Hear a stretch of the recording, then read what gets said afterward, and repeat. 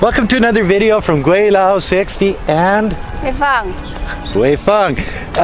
Today we're walking by the Yong River in Nanning, China, and we've been watching a little bit of the news from the West. It's we're not laughing at you, United States. We're sort of with you on this one. Dump Trump, exactly, and all of the little Douyin and TikTok things about Trump, they have to drag him out of the White House and stuff like that. The Chinese see the humor in that. They actually do. They've been watching this guy for the last 4 years tell everybody how he wins. He's so sick of winning that this time he lost. Okay, well, I think what it is the American people, the majority of the American people, there's still a lot of people out there that, what a beautiful place, eh? Like, really. A lot of the people out there see him for what he is. A businessman that's was born with a silver spoon in his mouth, for sure, or a gold spoon or a diamond spoon, whatever you want to call it. He had opportunities. He thought he was bigger and better than, well, he lied his way through everything. He went bankrupt a number of times, or his companies did, and took small business down with him. As a big company goes bankrupt, they owe all of these small businesses money, and he doesn't think about that. He just, it's just another business, and off he goes. He was doing the same thing to the United States. When he got in there, the United States was #1 in economic power in the world, according to the IMF, International Monetary Fund. Okay, so now where is the United States? Second place behind China. Exactly. The COVID. Like, seriously, guys, this COVID thing is basically devastating the economy of the Western world, and the States is #1 in that. It's one of the things that the Chinese look and say, "Holy smokes, what's the matter with you people? Quarantine, wear masks, Take it seriously, exactly." And now in China, very few people are wearing masks. Some people still do, because it's just a lot of people wore masks in China before the COVID-19, just for the fact that they don't want to get a cold. There's so many people, 1.4 billion people, guys. And now you're looking at over 220,000 dead in the United States under Trump's watch, because he said, "Don't worry about it. It'll be gone in April. It'll just disappear. It'll just disappear." Well, it didn't just disappear.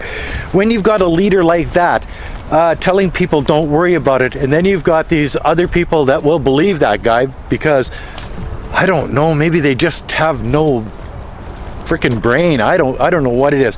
And then you start having hundreds of thousands of people die, and then he figures that he's going to be re-elected again to the top spot in the United States as president. No, it didn't work. So now, after all of this stuff has happened over the last 4 years, and the United States that used to be known as the land of opportunity, the land where you can do anything, become anything you want, like a black Asian lady can become Kamala Harris, can become the vice president of the United States. And with Biden's age, guys, she could become president very, very easily. You know what I mean? So you can become anything. And that's still true.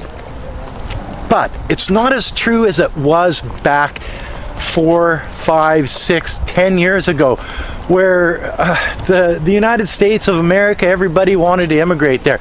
Everybody wanted to be part of that. Now, not so much. I think Chinese people want to immigrate to the United States? Not anymore. Not anymore. No, and like, I know the snowbirds. Like, I know a lot of snowbirds, and they used to go down to Arizona. Not one of them. Not one of them. They're losing out big time on that. I know one a rich fan or whatever, and they was trying to plan for immigrant to England, if I'm not wrong. And then COVID-19 happens, and then see through the whole total to now, and then they change mind 100%. Don't want to leave China? They just only trust China. We live in a good country. Why we need an immigrant to another country? And it's no safety and all if something bad happens, like a big times like a COVID-19, like across all over the world, that kind of sickness coming, and then nobody can do better than China. Well, and that and that's true. Yeah. China has done a very good job of basically stopping COVID-19 in its tracks. Weifang's brother has a permanent residence in Canada, but he's still a Chinese citizen. He's coming back on November the 27th. He has to take. Hopefully, he bought a ticket. Yeah, he bought a ticket, but still have to go through the COVID tests and stuff. And before you just put the stuff on the throat, that kind of test, and now it's getting blood testing and stuff. Everything go along with, but they still have to prove 3 days ago you prove out from the clinic, then you can allow to go into the airplane. Yeah, and once he gets here, there's another 7,000 or 8,000 RMB, about $1,500 or more that he has to do the 14-day quarantine. Xi'an. So, I noticed that in Canada, you got to self-quarantine and you got to call or you got to register with the Canadian government and all of this other stuff. It's not going to stop it. You hit that airport, government people come and take you and everybody else on your plane, and they stick you in a quarantine and they test you, just like the quarantine that Weifang and I went through back in March of 2020. 2020? No, 8. No, 2020 when we came back from Thailand. But see, the idea is there are no people excluded from being quarantined. Everybody, it doesn't matter who you are, and that's why China is so safe. But back to dumping Trump, the idea that the economy went way up. Oh yeah, it sure did. He did a great job in deregulation and all this other stuff, but then he dropped the ball on the COVID thing. You've got more people losing their homes, you've got more people losing their businesses, you've got more people out of work, you've got more homeless people living in tent cities along the west coast because it's warm there. You're not going to freeze, or down in the American Southwest. What? Give me say a little bit my opinion. And I live in Canada for 11 years or whatever till now. Sorry. From my opinion, less people, bigger place, and more nice stuff than China. And I think if Trump is very care about that, and then he is more easy to control the situation just beginning, because China is more people. How many? But not only that, they didn't know what was happening in Wuhan, and they had to figure it out what it was and then deal with it. Exactly. And the United States and the rest of the world had a couple of months heads up, and while China was taking it on the chin, and Trump, he played it down. He lied to his people, even admitted that he lied to the American public about how deadly this virus is. So he's just an idiot. He's just an idiot, yeah. And that's coming from a Chinese person. They have no respect for Donald Trump. He maybe he have money, but he's not very smart. What should I say? Is he have money. If he in this kind of big suddenly happen things on the world, across the world, if he does something good, how good he can get, how far he can go. That's just it. If it wasn't for COVID, Donald Trump would probably still be the president of the United States. COVID was his downfall, but I think because under his watch, it became politically correct for the racists of the United States to come out of their closet. It became politically correct for the bigots of the United States to come out of their closet. The people that say, oh, immigrants, go home. We don't want you here in our country. Well, because we are doing better? No, I think it's because my country doing better. You're stealing their jobs. They don't want other people that they don't know who they are. They want it the way it was in the 50s. So what Donald was doing, he was playing off the people and their wants and their needs. If you look at a map of the United States, if you look at a map of Canada, but let's go with the United States. Along the eastern seaboard, Democrats. Along the western seaboard, Democrats. Where you've got a high population is Democrats. The center of the country, Republican. Where are the poor people? The center of the country, the farmers, the small communities, the villages, the towns, the small cities. These are the things that are hurting. The places like the American Midwest. He saw that and he played off of it. The last time he was able to talk some of the people in places like Michigan and Pennsylvania to vote for him, and that was how he got in. This time, no, they weren't falling for that again. But the Midwest did, the Central West did,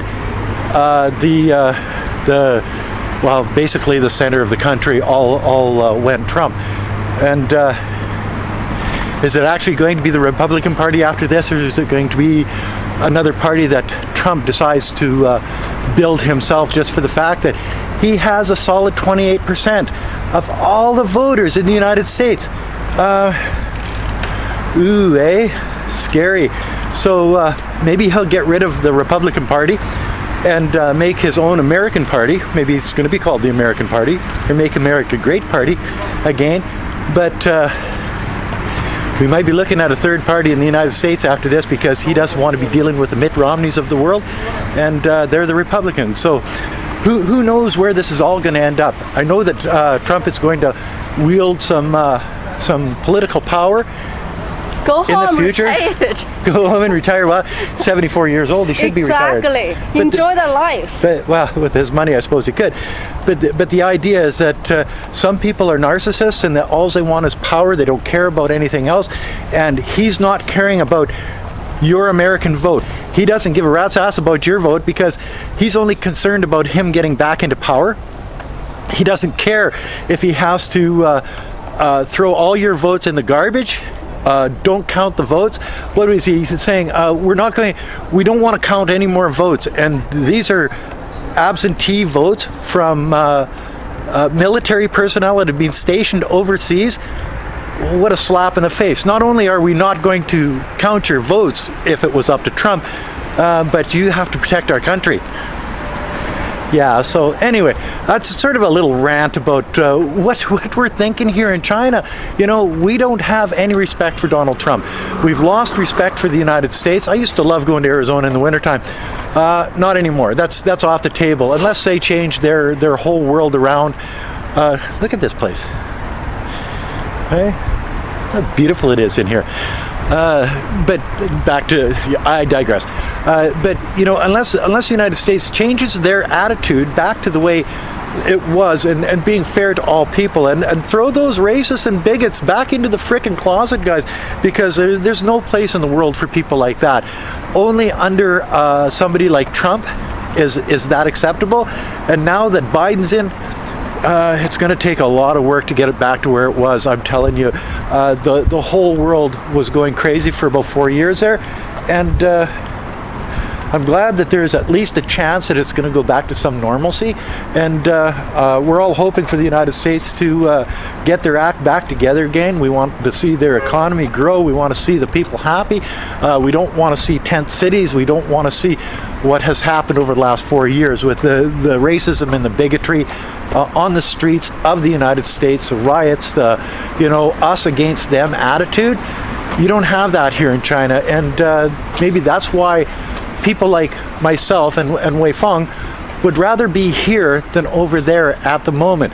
That doesn't mean that in the future it's going to always be like that, but at this particular time in our lives and in the lives of the world, when you consider the economic boom here, when you consider the safeness and violent safeness with COVID, the cost of living, just the weather. Like, what is it? October the 10th, and I'm in a t-shirt.